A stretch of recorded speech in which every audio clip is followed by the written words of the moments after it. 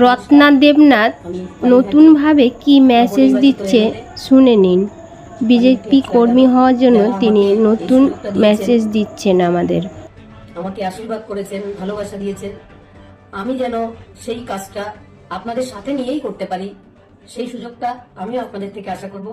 এবং আমাকে যে আপনারা অভাব অভিযোগের কথা বলেছেন, সেগুলো আপনাদের সাথে নিয়েই আমি আগামী পথ চলব এবং সবার সমস্ত যে সমস্যা সেগুলো সমাধান করার চেষ্টা করব।